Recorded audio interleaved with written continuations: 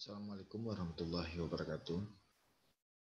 Pada kesempatan pertemuan kita ke-10 ini, kita akan melihat elemen vertikal.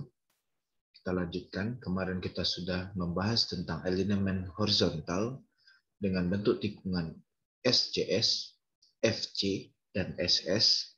Dan juga kita sudah melihat bagaimana superelevasi dan diagram superelevasinya.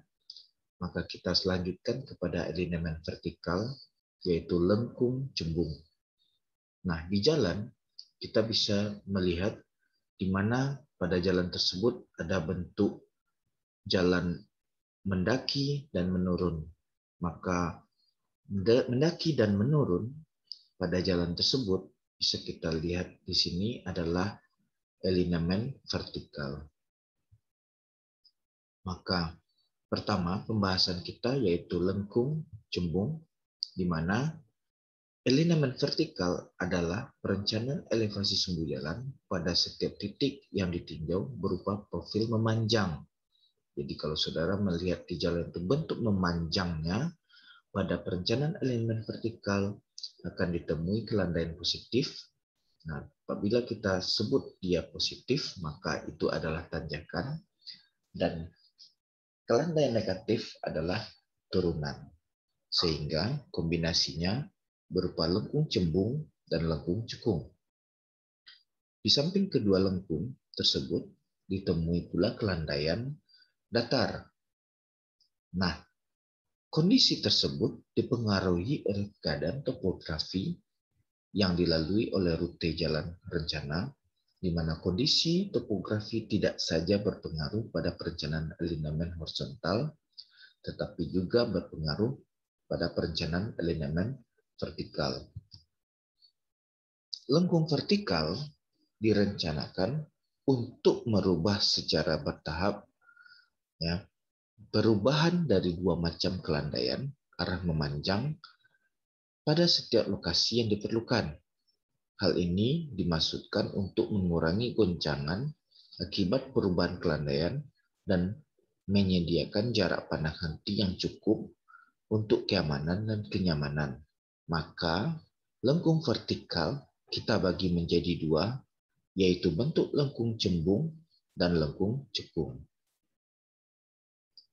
Ini adalah bentuk elemen vertikal lengkung cembung berbentuk parabola, di mana poin-poin yang kita lihat di sini ada titik P, ada titik PV1, dan ada titik Q, di mana ada tanjakan disingkat dengan G1 dan ada turunan yang kita singkat dengan G2. Maka panjang elemen atau lengkung vertikal di sini adalah L,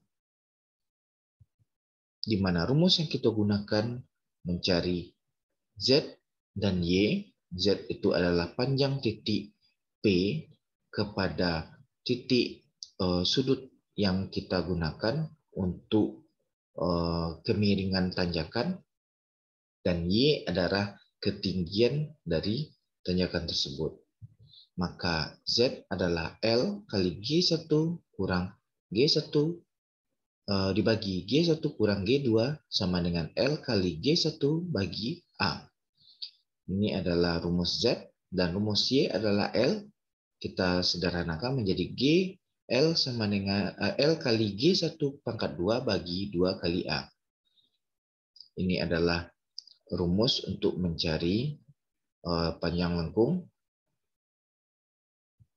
Nah, rumus di atas untuk lengkung simetris, jadi kiri kanannya berimbang, maka kita gunakan EV sama dengan A kali L bagi 800. Untuk elemen vertikal lengkung cembung, kita menggunakan perhitungan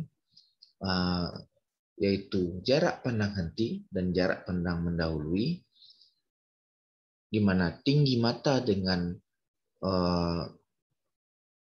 permukaan jalan adalah 1 meter, 1,05 meter, dan tinggi objek pada jalan untuk jarak pandang henti adalah 0,15. Untuk jarak mendahului, tinggi mata 1,05 dan tinggi objek adalah 1,05. Maka panjang L kita cari di sini adalah JH. Bisa jadi JH-nya kecil daripada L, maka L sama dengan A kali JH pangkat 2 bagi 399. Nah, JH, apabila JH-nya umpamanya besar daripada L ini adalah jarak dari lengkung cembung kita, maka L sama dengan 2 kali JH kurang 399 bagi A. Jika panjangnya berdasarkan JD, jarak mendahului, di atas tadi berdasarkan jarak anti, sekarang jarak mendahului, maka JD kecil daripada L, maka L sama dengan A kali JD pangkat 2 bagi 840. JD besar daripada L, umpamanya besar JD-nya daripada L, maka L sama dengan 2 kali JD kurang 840 bagi A. Ini adalah perumpamaan untuk JH kecil dari L dan JH besar dari L. Demikian juga sama dengan JD tersebut. Nah, panjang lengkung vertikal cembung yang diperoleh dari rumus di atas, maka umumnya menghasilkan L lebih panjang daripada jika menggunakan rumus yang satu lagi. Nah, untuk pengamatan biaya, maka L dapat dibentuk dengan rumus 6AB dengan konsekuensi kendaraan pada daerah lengkung.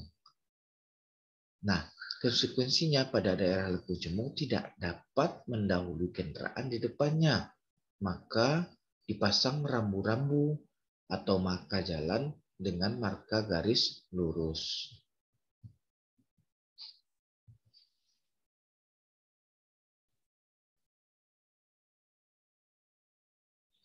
Selanjutnya, pada sesi kedua, kita akan lihat alinemen vertikal dengan lengkung cekung.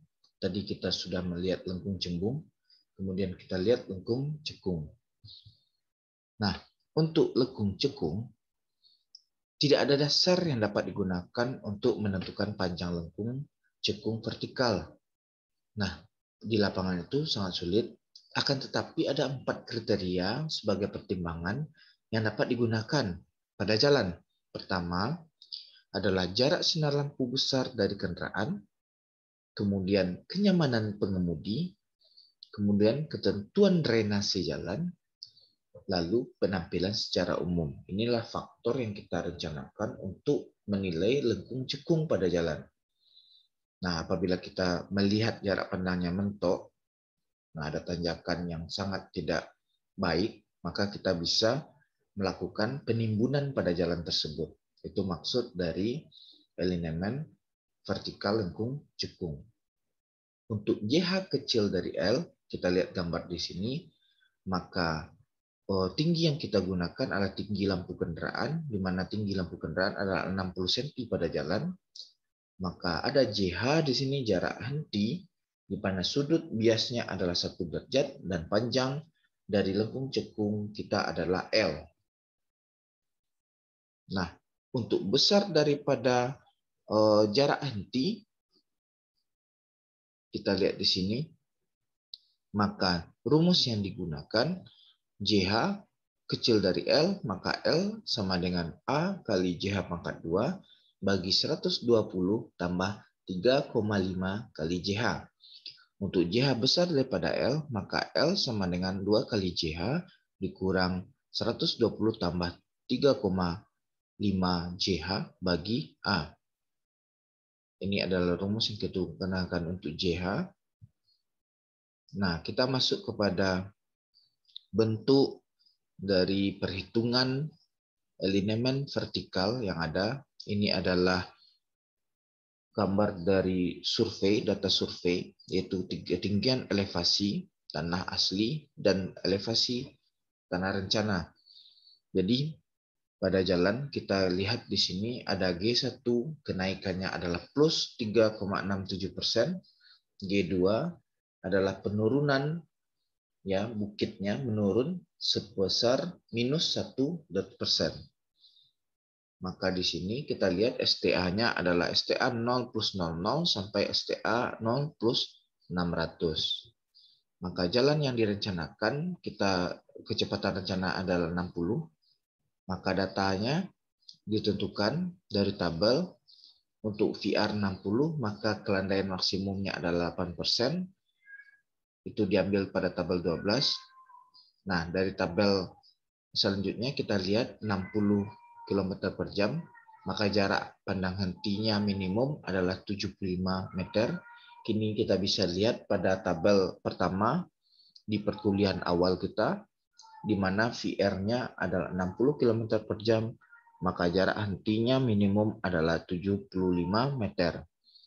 Untuk VR, dari tabel 2, untuk JD-nya, untuk 60 km per jam, maka jarak pandang mendahului adalah JD sama dengan 350 meter. Maka untuk mendapatkan kelandaian rencana, pada gambar tersebut kita olah, di mana G1 kita dapat 3,67% dan G2 didapat 1%.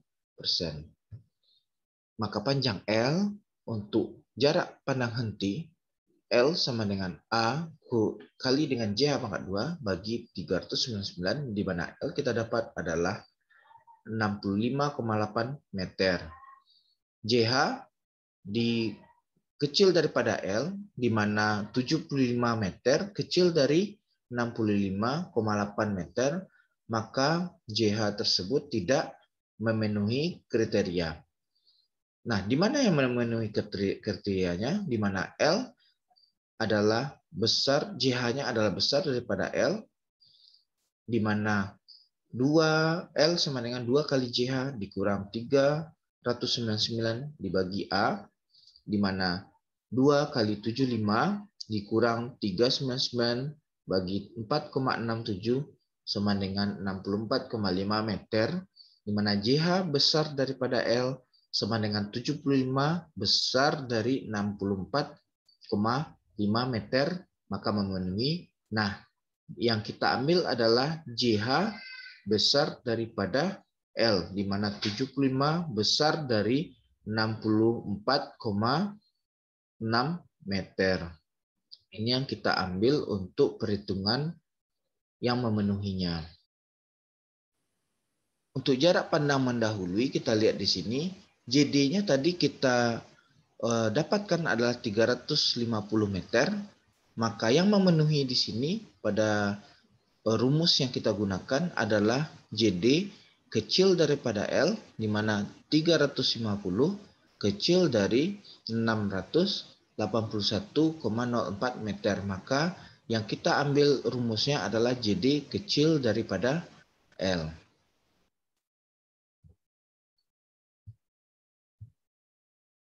Nah, ini adalah kuis. Tolong dikerjakan dan dikumpulkan pada classroom kita. Terima kasih. Assalamualaikum warahmatullahi wabarakatuh.